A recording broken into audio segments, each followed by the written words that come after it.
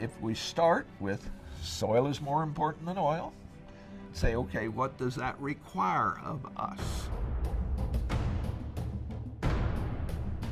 If you take the essential components of human civilization, they're malfunctioning. Agriculture has destroyed half of the Earth's topsoil. And corn has been the primary killer of our continent. We've got the climate problem, we've got the population problem, we have the soil problem, we have water problems. And of course, this is what is destroying the world, and it's going to destroy us. If we don't get sustainability in agriculture first, it's not going to happen. It's kind of like we've gotten into a car with an accelerator and no brakes. If we don't get how we practice agriculture right this time around, we don't really have a backup plan or backstop. There's no planet B to go to once we screw this one up. The Earth cannot support 7 billion people living our way, which is why we're in the middle of the 6th extinction. We're at a crossroads. We could be the cause of our own extinction if we're not careful. We cannot talk about sustainability if we don't talk about soil fertility maintenance. It's that basic. But we could also be a part of a grand change.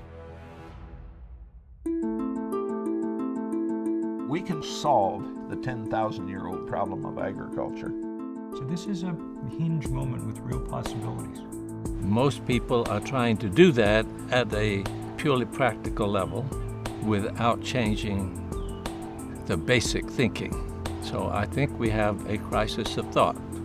You know, Einstein famously said, no problem can be solved from the same level of consciousness that created it.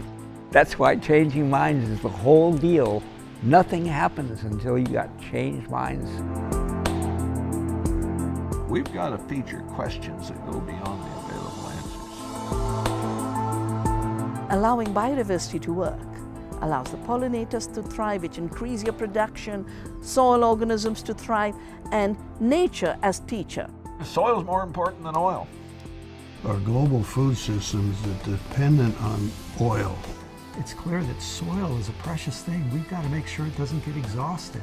So here we build a global food system based upon an exhausting resource.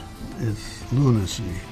We just have to stand up and build a movement that doesn't let the fossil fuel industry push us around anymore. Somebody ought to have the courage to get up and say, no more petroleum. Right now, we need a very radical paradigm shift. We then took on the idea that we're going to try to build an agriculture based on the way natural ecosystems work. So it represents a reversal of the way we've been doing the business. How do we meet our needs in our time without jeopardizing the ability of future generations to meet their needs? It's called transgenerational justice. Consult the genius of the place in all.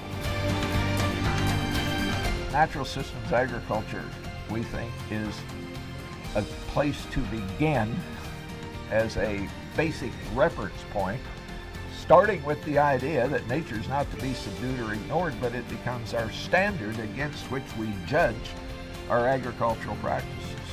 It's starting to seem like we might actually be able to solve some of this. It may be the sweat of the brow that comes from having ascended the peaks and finally getting the view. You don't resent that sweat.